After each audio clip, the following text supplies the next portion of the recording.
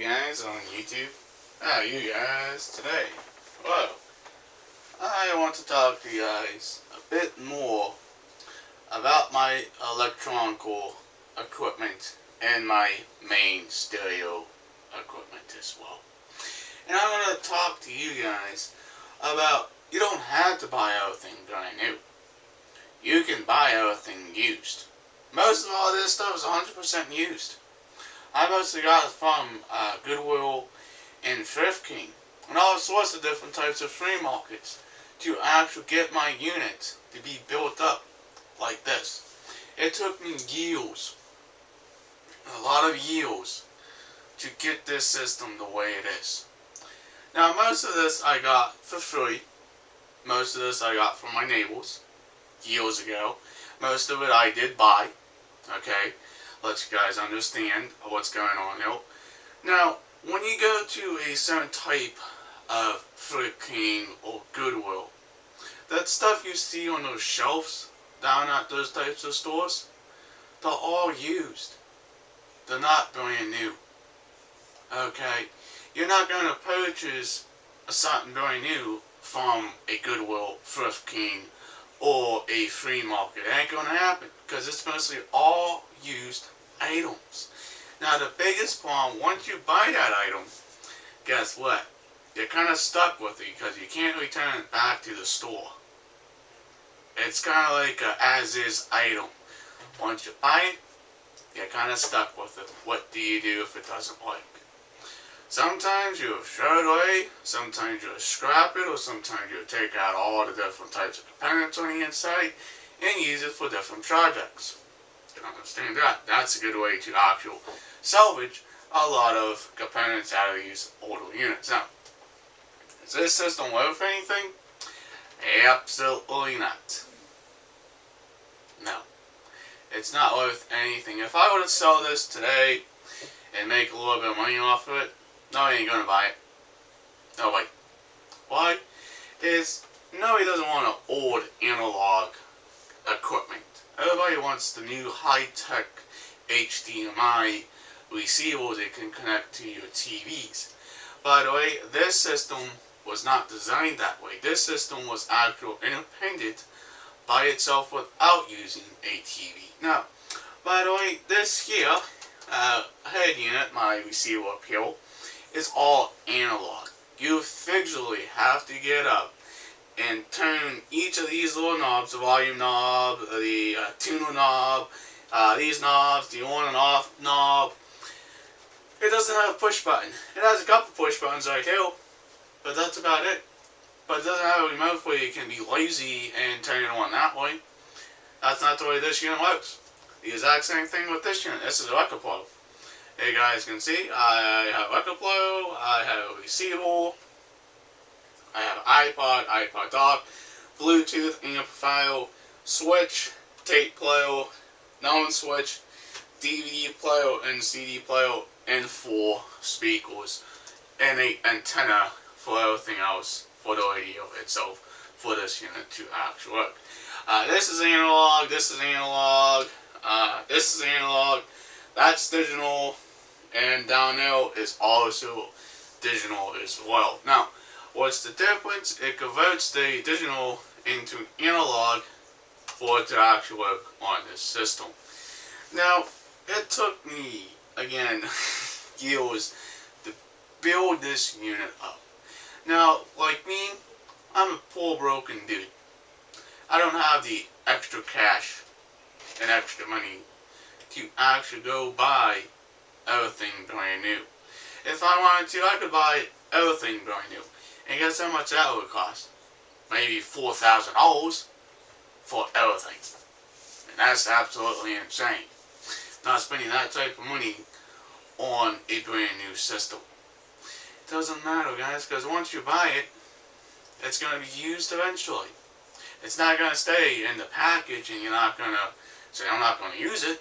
It's like, that's not the way it works. Okay, guys? This is what I love about going Goodwill shopping, Thrift King shopping, or all types of thrift stuff I can do to see what I can save and how much money I can literally save on buying certain items or already been used. Alright guys, now, the other thing I have hooked up on this is all analog cables. Everything by the RC jacks, plugging everything together and having it all hooked up works pretty good. Now, it will take me some time to actually figure out which side of the box I need to actually tune in so I can listen to certain known components down below. Because this device here, this channel is only designed for 3 items. It was designed for a record, radio, and tape player. That's what this unit was designed for. And that was the only way it was maxed out. And it also has a maxed out input as well, a max input for our devices. It has radio, max in, tape player, and record player. About 4 items. But the radio was just the radio. You listen to that because all you have to do is hook up an antenna and you got your AM and FM radio. And it's a very good idea to actually look at your different devices and different ideas on what can you actually save on how much money you can actually spend on a tire system like this. Now, did I do this in one day? The answer was absolutely no. I did this in a couple years, in a couple months. Last year, this year. Everything I went to try to do to get this system built up like the way it was designed to do. And I really love it. I really am interested in how this unit all works just fine. And that's the reason why I like going Goodwill shopping, thrift cleaning shopping, or thrift store shopping as well for used old items. I don't need it brand new for it to actually work. I don't need stuff brand new. Why? If it already works just fine, why replace it with something brand new and it's going to break in a year? But this, knock on effing wood, still works today, guys. This old receiver was bought from the 1960s and 1970s. Vintage piece of technology, guys. Is this worth something? Probably not. You can look it up on eBay or Amazon or whatever type of storage you want to look it up on. It's not going to be worth anything. Some people might sell this for a very high price because it's like, oh, it's a very antique unit. And I already looked it up. It's not that antique. But it's still a very real model to have here, guys. It's a very nice unit and it works just fine. Now, everything does take a while for it to warm up. This receiver takes a little bit of time to warm up because it has to warm up everything, capacitors, resistors, and everything on the inside for this to actually work. Now, I looked at new head units, new receivers. Most of the new receivers don't even have this type of device, say a analog input for the record player to listen to your old-fashioned analog records. That's what this unit is here. But if you guys notice, I'm a very old-school person.